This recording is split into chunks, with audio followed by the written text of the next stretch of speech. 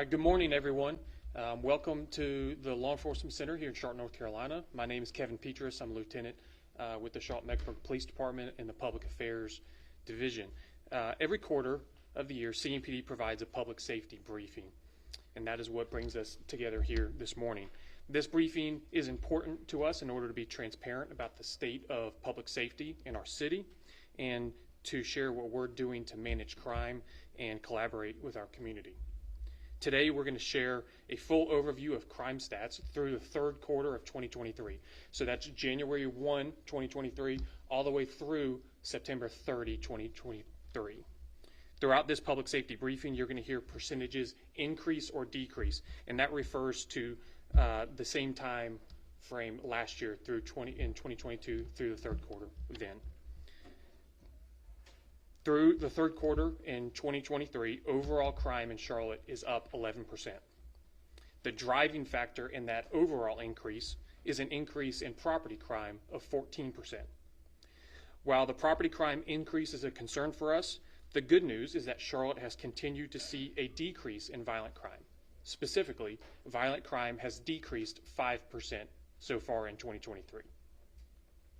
The violent crime category includes homicides, rapes, robberies, aggravated assaults, including shootings. Again, violent crime is down 5% so far this year. We're incredibly proud of the efforts of all of our employees this year, and their hard work is reflected in the statistics and the information that we're going to share today.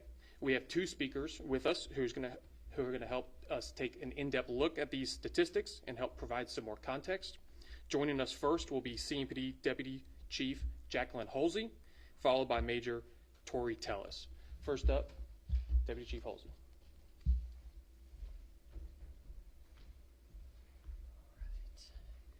Thank you, Lieutenant Petrus.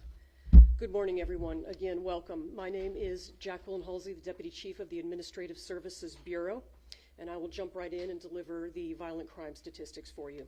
Every year, CMPD faces an immense challenge of meeting the needs of a rapidly growing city, and this year we have met that challenge. In 2023, our 911 calls are up 8%. This is an increase of nearly 60,000 calls for service year to date. Despite facing a nationwide officer shortage, our officers have increased patrol responses overall by 2%. What this means is that we are dispatching officers on 2% more calls for service compared to this time last year. In addition, our proactive zone checks are up 4%. A zone check is simply when an officer is strategically placed in a specific area to provide higher officer presence and deter criminal activity. Again, more is being done with less. Our total arrests are up 13%, and that increase is led predominantly by a rise in our juvenile arrest rates, and I will go into that a little more as we progress. As Lieutenant Petrus mentioned, we are pleased to report that our violent crime incidents have fallen 5%. We have made significant strides in our homicide reductions. Through the third quarter, we have had 69 homicides compared to 85 this time last year. This is a 19% reduction.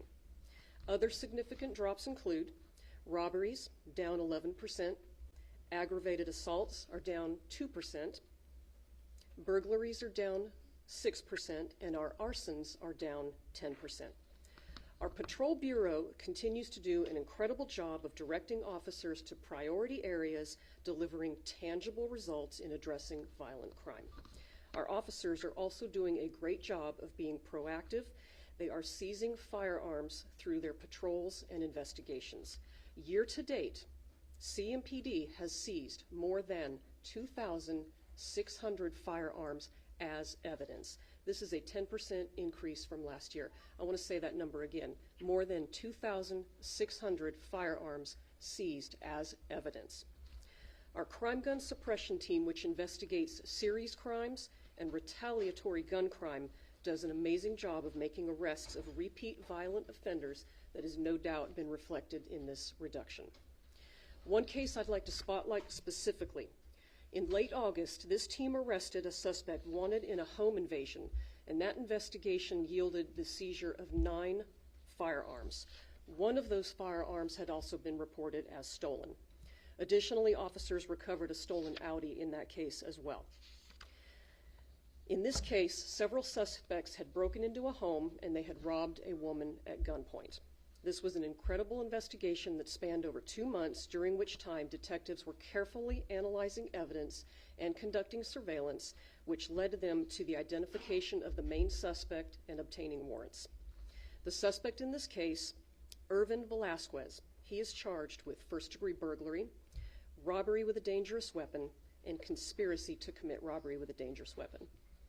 This is just one example of the countless investigations by our officers and detectives that have led to repeat violent offenders being removed from the streets. We have no doubt that this arrest and these gun seizures deterred further crime. We will continue to focus our efforts on individuals who show that they are unwilling to change their behavior and continue to prey on Charlotte residents. Reducing violent crime is Chief Jennings' top priority, and again, we are very proud of our results. But we are not done. As Chief Jennings has said himself, there is no amount of acceptable crime. We will continue our efforts and invest in our resources and people to make sure that these downward trends continue. While overall violent crime is down, one area of concern that we have is that our overall shootings are slightly up by 2%. A contributor to this violent crime that we are seeing is being committed by juveniles. There have been 79 shootings involving a juvenile suspect through Q3. This is a 32% increase from last year. This has also coincided with a rise in juvenile victims being targeted in our shooting cases, and that is up 10%. We are seeing more juvenile suspects who are armed and firing into occupied property, whether that's a home or a car, and not knowing where these bullets are ending up and not understanding the consequences of their actions. A recent case that I'd like to spotlight on this comes out of the North Tryon Division. Division detectives, again, along with the crime gun suppression team, they collaborated on a shooting case that happened on St. John's Church Road. They recovered 25 shell casings from that scene. In this case, a victim was in his vehicle and it was fired upon by a suspect in another vehicle. The victim was struck by shrapnel in this case and fortunately sustained non-life-threatening injuries. Detectives working the case identified a 17-year-old suspect as the primary suspect and the shooter in this incident. In addition, they identified another 17-year-old suspect in the case who cut off his ankle monitor following the incident. On top of making the arrest, detectives searched the main suspect's home, and they found 2 AR-15 assault-style rifles and a stolen Glock with an extended magazine. CMPD will continue to track shooting cases like this one and use our resources to make these arrests. But the rate that we are seeing juveniles pull a trigger is alarming and points to a greater community problem. Our kids need to go back to being kids. They need to be engaged in sports. They need to be participating in youth activities and programs. CMPD's Community Engagement Unit has numerous programs geared towards our youth, steering them on the right path, deterring them from the wrong path, and assisting them in becoming good citizens. We urge parents, caregivers, guardians, utilize these resources, deter the problematic behaviors before they get out of control. Before bringing up Major Tellis, I want to touch on one more thing that we are very proud to announce. We have a major development at CMPD that is going to assist us in having more presence in the community. Next week, we are beginning the 196th recruit class. This will be a historic class for us. We are seating the largest number of recruits in this class in our department's history. 82 recruits will be seated in this class.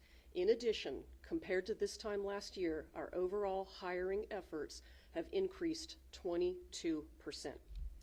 Recruitment is a top priority for Chief Jennings and CMPD, and we have made considerable strides in hiring despite the nationwide shortages, and we are incredibly proud of this. And with that, I will now turn it over to, Major Tellis.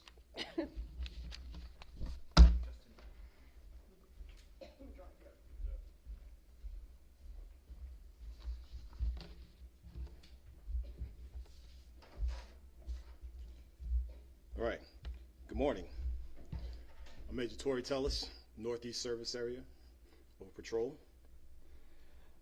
We'll jump right in regards to property crime. Property crime has risen substantially this year. It's up 14% and is driving our overall crime increased at 11%. The largest statistical increase in any category has not changed this quarter. It remains auto thefts. We're still feeling the effects of the Kia Hyundai challenge that was introduced in the summer of 2022. Now, vehicle thefts are up 125% this year, but that's actually down from the mid-year when vehicle thefts were up 143%. The Kia and Hyundai challenge theft in particular are up 842%. 842%. I say that number is significantly down from the mid-year when they were up at 2,000%. We are seeing significant reductions in crime and vehicle thefts from extremely high rate earlier this year. Our men and women in patrol and investigations are cracking down on auto thefts incidents with more than 830 arrests in that particular type of crime. We still need our vehicle owners to take proactive measures. That includes adding steering wheel locks. You know, they were introduced back in the 80s and early 90s. This is something that was a positive reinforcement, and we needed to bring that back. So at this point, if you don't have access to one, please visit your division offices to seek a steering wheel lock. What also continues to be alarming is how juveniles are committing auto theft crimes. There have been nearly 600 juvenile arrests for auto thefts this year. That's up 191%. In the third quarter alone, we've seen 4 of Charlotte's top juvenile offenders commit 30 stolen car incidents combined. Again, that's just in the course of a few months. 28 of the 30 vehicles were, as we mentioned, Kia Hyundais. We again call parents, guardians, and caretakers to take an active role. Know what your child is doing at all times. Monitor their activities on social media and online. On top of an increase in auto thefts, we're seeing an increase in larcenies from auto, which is up 6%. Besides the damage to your vehicle or stolen property, these incidents are dangerous because they lead to firearms being stolen from vehicles, putting guns in the hand of people who shouldn't have them. Stolen gun incidents are up 18% this year. These firearms are then used to commit violent crime. Way too often are we seeing suspects pulling on car door handles and or smashing windows outside of venues and other highly frequented parking lots and finding unsecured firearms. Our patrol officers and crime reduction units do a fantastic job of recovering firearms, but we all must be responsible gun owners. That includes securing your vehicle. Don't leave a firearm or any other valuables in your car. Don't allow your firearm to be used in the next violent crime. If you're going to an event or a location where a firearm is not permitted, plan ahead and leave your firearm. Make sure your firearm is either secured or leave it at home. We have detectives in every division who investigate these property crime incidents, and they'll continue to work hard to solve them. But please do your part. A few weeks ago, we introduced Operation Scarlet to you, which is an initiative that was led by CMPD. Scarlet stands for Stolen Car and Recovery Law Enforcement Team. I'm happy to announce that we are approaching some milestone numbers with over 150 vehicles recovered, luxury vehicles recovered, hundreds of thousands of illegal drugs seized, $330,000 in cash seized, 91 guns seized, and 85 search warrants executed. This operation is still very active and ongoing, and we look forward to the good work to come. And at this time, I pass it on to Lieutenant Petrus again. Thank you, Major. For those of you taking notes, let me give you the spellings for our Deputy Chief and our Major. Deputy Chief is Jacqueline Holsey. It's Jacquelyn, last name Holsey, Hulsey. And the Major is Tori Tellis. Tori is Torri, last name Tellis, Tellis. Apologize for not doing that sooner. Before we get to the questions, to answering your questions today, I want to take just a moment to preview a new CMPD public safety campaign for the fourth quarter of 2023. As you've heard us say before, the fentanyl epidemic is a public health crisis. This crisis has hit our city hard, just as it has in cities across the country, with spikes in overdose deaths and overdose calls for service. Overdose deaths here in Charlotte are up 19% this year. That is 162 lives that we've lost. Overdose calls for service for CMPD are up 4% compared to this time last year. The goal of this campaign will be public awareness and education centered around two areas. First, simply put, you cannot trust a pill or any other drug that you do not get directly from a reputable pharmacy, period. If you consume a drug that you get from any other means, you are playing with your life. You might think that you're taking an oxycodone pill. Think again. You might think that you're taking an Adderall pill. Think again. Unless you get it directly from a pharmacy, don't take the risk. It's not just that it could kill you, it very well might kill you. Second, there are avenues to safely and securely dispose of drugs here locally. This is a no questions asked system. We have a disposal box here at the Law Enforcement Center in Uptown Charlotte. We invite you, we even encourage you to safely discard drugs at this location. Proper disposal is important because of how toxic fentanyl is. This is not something that you can just throw in the trash, dispose in the garbage, because anyone who comes in contact with it could be at risk of exposure. And we know how serious that exposure can be. So this campaign will be launching here in the fourth quarter of 2023 here at CMPD. We're excited about it, and we're hopeful for real impact in this area. So we now have Deputy Chief Holsey and Major Tellis available to answer some questions. So you can fire away.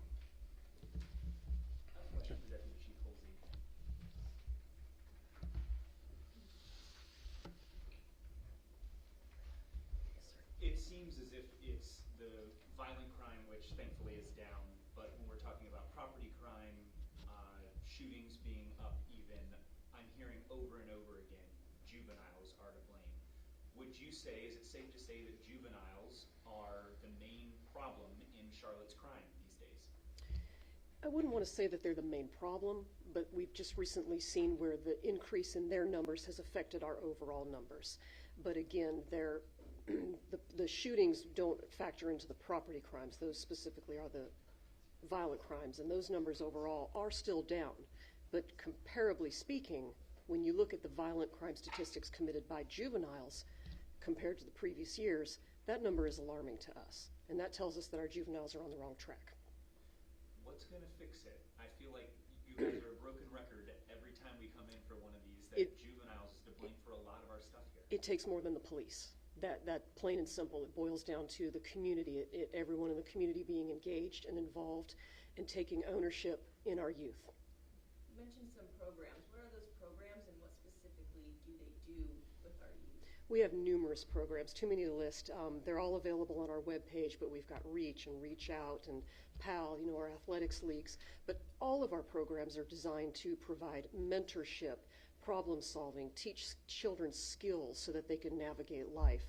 Life is becoming more complex in a juvenile's world, and they need skills. They need to be taught how to navigate a complex society. When you're investigating, or your colleagues are investigating juveniles that are doing these types of things, what is the common pattern that y'all find that leads them down this path? Lack of structure, I would say. Like, to go back to the same thing that we try to put into the children, put into our youth through these programs, is skills and structure. You know, they don't, in my opinion, need necessarily harsh discipline. They need life skills, and they need support, and they need love from the community to lift them up. You said, although homicides are down, you said shootings are actually up. Is that correct? Shootings, which would be, you know, assault with a deadly weapon by gun, those overall are up 2%. Some of those that we've seen have happened on our highways and interstates, as you're very aware. Very frequently, at least, we are getting calls from our newsroom from not only victims, but hearing it over scanners as well. Mm-hmm. How do y'all investigate these highway and road shootings? What are the tools that y'all have at your disposal to try to catch the suspects? Well, the investigation is very similar to any other investigation, but some of the things that would be added measures within the highway system is, of course, our cameras that we operate, you know, being able to maybe track down an actual specific vehicle. Anything on the roadways, we hope that we have camera footage or license plate reader footage available. And if you can locate a vehicle, oftentimes that can lead you to a suspect. I will ask, because you probably don't know this, but if we could get those stats on roadway shootings. We can, absolutely, we can. And I don't believe that those are a significantly high driver of the overall number of shootings, but certainly a concern, like you say. And how are they getting these guns? Is it just them stealing guns out of cars, or what's? So stealing guns out of cars is a huge topic for us, and that's where I can tell you that of our overall guns stolen this year to date, the 1,452 number, 903 of those were stolen out of an automobile. Locked or unlocked does not matter. Visible, not visible, does not matter. Do not leave guns in your vehicle. Has there been a mass incident where maybe at a football game or a parking lot somewhere where they've gotten a significant amount of guns from parked cars in a lot or at an event? Not that I'm aware of with respect to a specific event. It's very random and sporadic, and criminals are just opportunistic in the sense that they're breaking into a vehicle in hopes of finding anything of value, and oftentimes, unfortunately, it is a gun. Let me ask this. I don't know the rules regarding this, but if I'm a lawful gun owner, is it legal, or are you not supposed to, is it illegal to leave it in your locked personal car in a parking lot? Unfortunately, there's no specific law that we can charge someone for leaving it, but if your weapon falls into the hands of a minor, that can lead to a criminal charge. That can lead to a misdemeanor charge. On you as the... It can, yes, but there are very specific, we can get you the actual language for that, but it is very specific. I just ask because I'm wondering Yes. if there are Yes. toolbox that may be needed in y'all's arsenal to try to combat this. 'Cause I would it say seems like an yes. issue. Yeah, I would say yes. I have a question in regards to Kias. Okay. Oh, wait, before you go. Yes, ma'am. You talked about 69 homicides this year. What is CMPD's close rate for those homicides? Lieutenant, do you have a closure rate, or are we going to provide that? I don't with have some closure, details? we don't have closure rate right here at the moment, but we can. Yeah, we'll provide that to you. Thank you. Yes. Major, a lot of it is juveniles, as we've known quarter after quarter. Correct. That is leading to all of these stolen cars, especially the Kia and Hyundai challenge. And I think it's nice to see that those percentages are down from last quarter specifically. What's working? Well, there's several things that's actually working in relation to that. Number one is patrol officers are actually out in areas, specifically apartment complexes, locations where people actually, the citizens actually live, where we see main targeted locations, like I said, apartments where in the late evenings, you have the kids walking through, checking locks to see if the car is open. They're specifically looking for Kias and Hyundais. So we've actually, in patrol, we've actually gone out to locations, specifically the apartment complexes, and try to identify all owners of those vehicles and provide them with locks, with the car locks.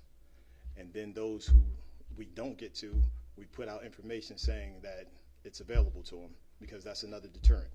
So that's one thing that's working.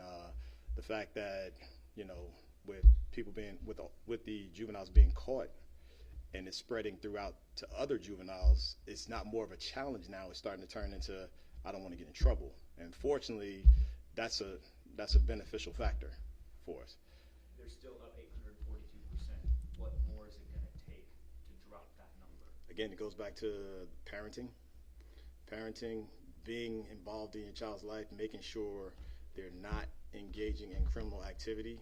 You know, there's no reason for a child to be out at 4 a.m. in the morning walking around in somebody's neighborhood checking doorknobs or a car door locks.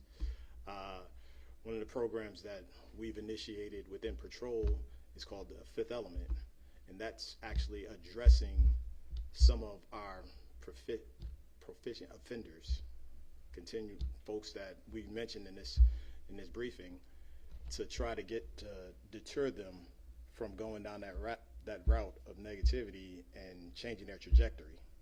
So these are all initiatives that we're trying everything that we possibly can, you know, sitting down with anybody that's willing to listen. And we also have a lot of community members that are willing to provide their feed into how can we help these kids. What are they doing with these vehicles? It seems like sometimes they're being used for other crimes. That is true, and sometimes they're being used for crimes. We've seen them where they've been used to get to point A to point B because it's so simplistic for them to do it. And, you know, instead of getting on public transportation, steal a car. The juvenile 1 through 4 that you put up on here, kind of the repeat offenders. Yes. Are you only arresting them once or Multiple times. so one after the other? So in other words, the repeat offenders getting charged with this over and over again, what's not working? Correct. So again, I mean, it's the juvenile system, so we can't say it's not working. What we do know is that on our side of it, when we locate them and we go take them across to the judge or the magistrate and everything, it's their opportunity to step in and, okay, we've seen this name come across our table multiple times, so what are we going to do with it? So that communication between us and them and the city is imperative. So that's just one of the collaborative effort that has all pieces have to be in play. Are these 4 juveniles, like, were they, like, together, like, or they all were just repeat offenders, all No, stealing cars? these are all individuals. What All is the individuals. youngest individual? The youngest that we've actually seen, I would probably say range around 11, 12 years old. So I mean, I'm Thus talking far. to people who live in these apartment complexes that are being targeted. I mean, besides, you know, the basic tips of the steering wheel lock and, you know, parking in well-lit areas, what can they do? What can these folks do?